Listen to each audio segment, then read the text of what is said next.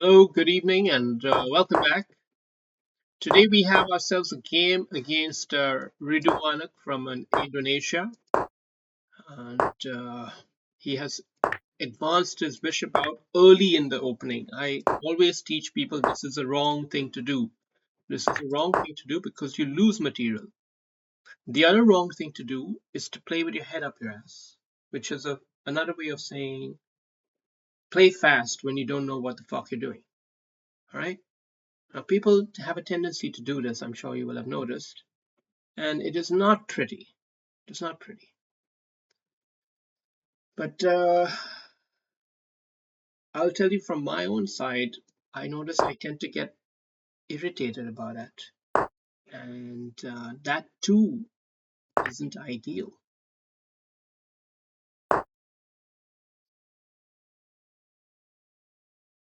Okay.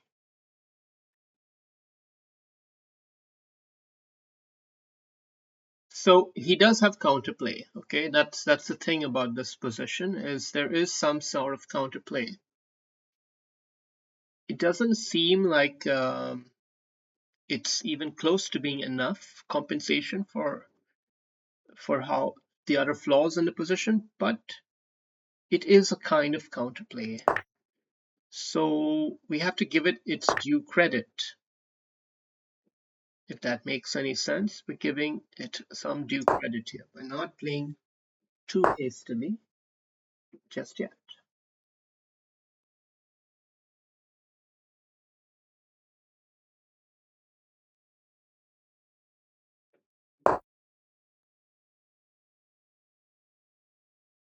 And this is maybe the move he wasn't expecting. Maybe that was the one. Okay.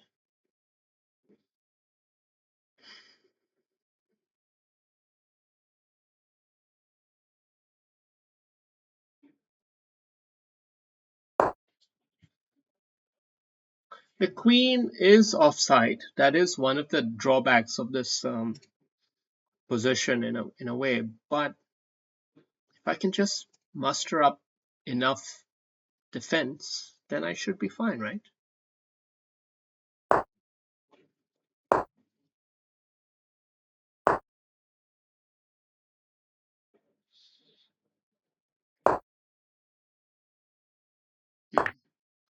So he has managed to recapture some material, and he is even restricting my ability to castle. So well done, well done.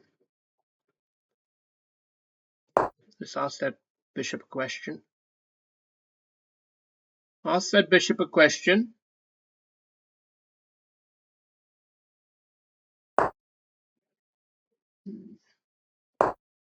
Get him out of here. Get him out of here. Goddamn bishop.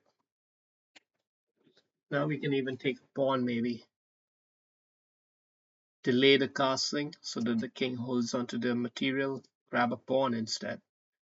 I don't know, actually. Maybe that's not such a hot idea considering bishop would have quite a lot of counterplay, so maybe it's best to actually keep it a bit more safe. But here he's dangling too many threads, trying to dangle way too many threads, too many loose pieces in parallel, and uh, it was just wrong in spirit. He was seemingly surprised by this move. Oh, he's still holding on, son of a gun. Lousy son of a gun. But maybe we got still this one here. He's a fighter, yeah, but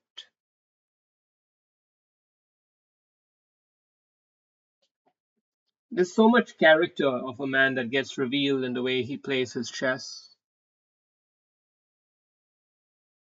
There's the dignified types, there's the undignified types. But more than that chess ethic morality, I would say the fighting spirit is something you see in a chess player. How he plays when he's down, how he plays when he's up. Now this guy, I mean, he played with his head up his ass from ball one, if you remember. Here he's trying to fight, and I credit that. On some level, I credit that. I admire it.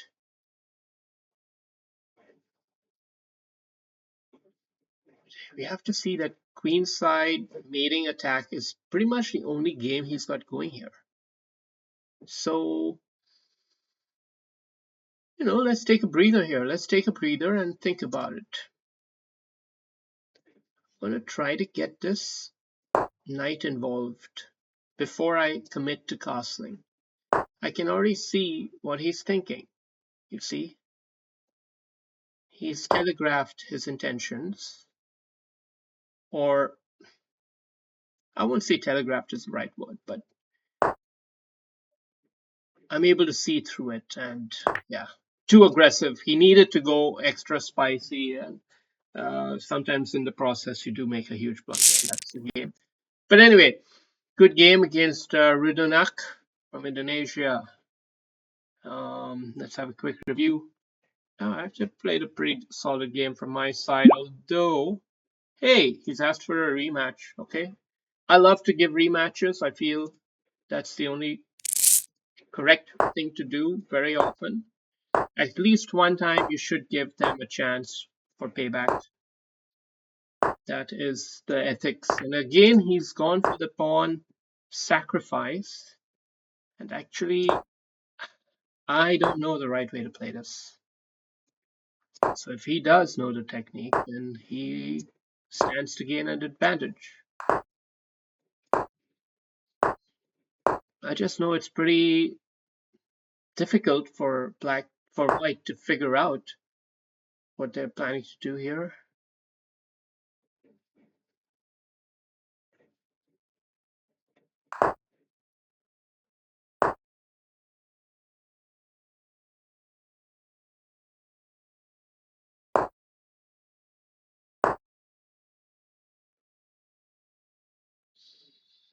Okay.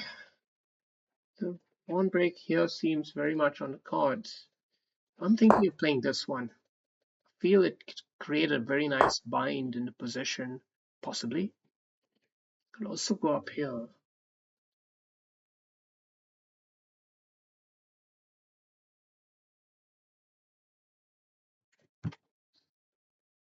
I'll choose to try to stifle the bishop. It's going to be part of my strategy at the moment. And the other strategy is to try to get this knight snaked in over there. Snake the knight into the outpost. Oh, this is a bit perplexing. I guess he's seeing this.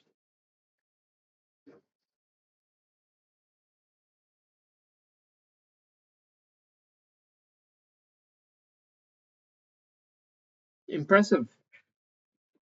On some level, it's quite impressive that he's played that kind of a move. But we are trying to stay one step ahead of him. When you're surprised, it's very often to react. You shouldn't react when you're surprised. Because now, that same principle doesn't apply here anymore. It doesn't apply here anymore. You see? This is defended. Because we got the bishop out, it's defended.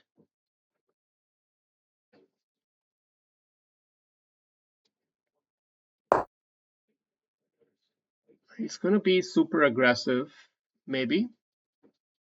And if he is, then we'll bite him. Bite him in the ass. Okay, fuck. Yeah, he is super aggressive, this rambunctious fellow. He is very rambunctious. I'm gonna have to do something about this boy here. Okay, let's think about this one.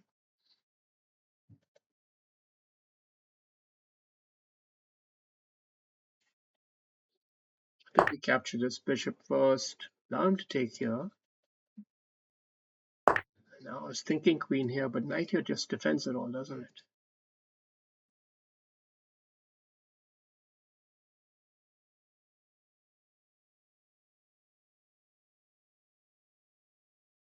Is there a better way to play this? Just capture the pawn right ahead. Okay, let's put the attack on him and then capture here if he goes back.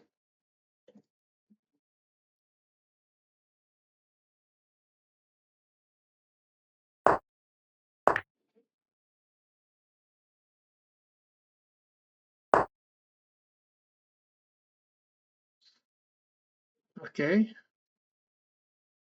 so our knight is slightly off in no man's land here, but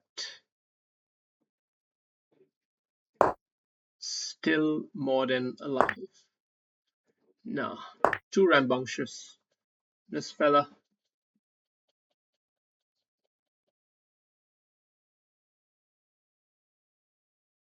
Any aggressive move, he tries to think how to make it work, you know?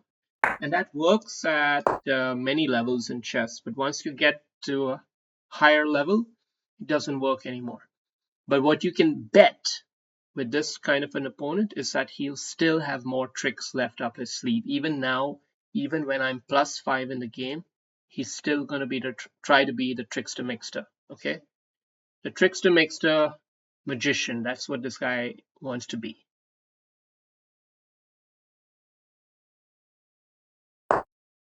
And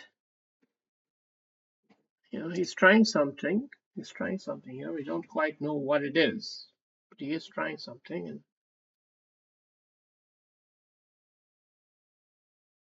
should I just capture?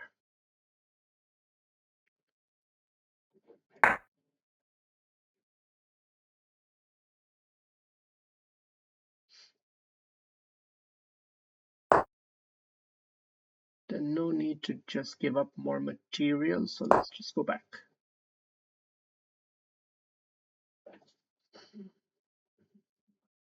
I don't think he has a real trick here with queen to b7 because the rook can slide anywhere or even take the knight out. Both methods are fine.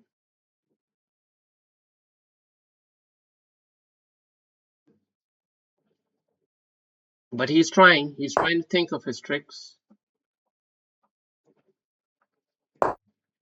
We'll just keep the structure.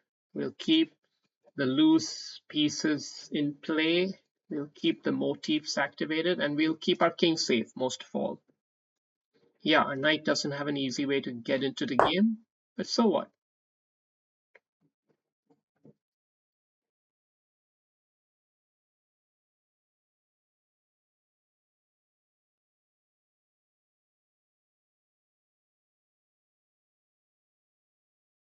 What can we do here?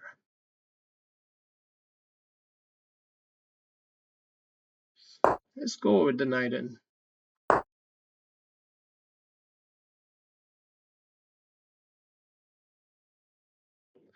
Now let's amp up some pressure on this diagonal. We'll handle the checks.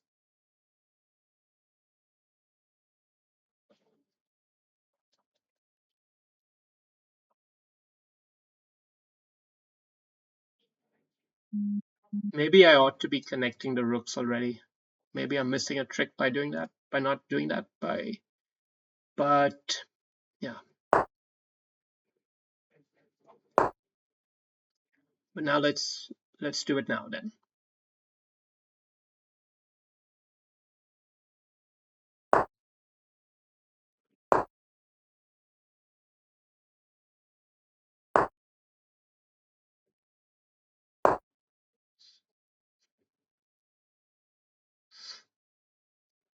So yeah, well, finally we get a kind of another significant material cracking here, I guess.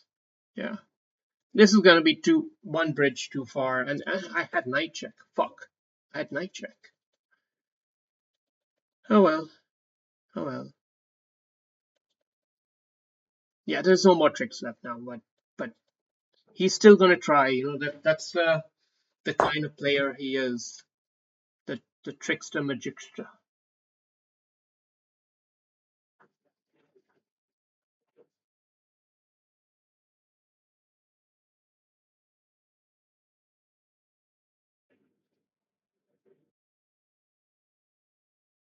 Okay, let's take it.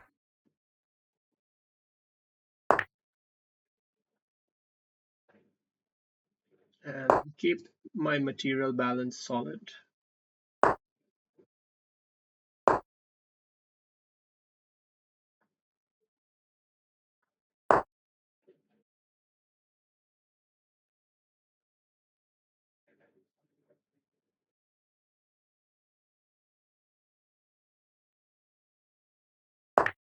I don't know. I'm feeling the pressure now. Shit.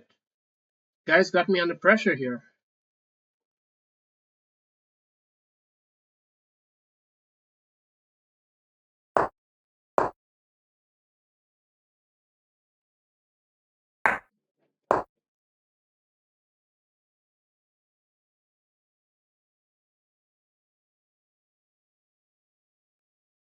We'll have to deliver a rook check from the flank here to buy some time.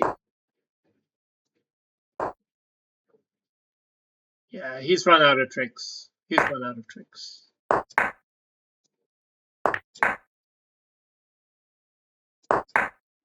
right, good game, Rudianok. He's a trickster Magicster, but we cracked him a second time, and now we can go off and enjoy ourselves. It seems like it was a low grade game, hyper aggressive, but ultimately indecent. Interesting strategic battle that went on here, and lots of moves which seemed pretty clever, but maybe weren't as clever as they looked. Yet clever enough. Clever enough. Yeah. Nothing too crazy or too bad or too good. I guess all in all, pretty decent. Cheers.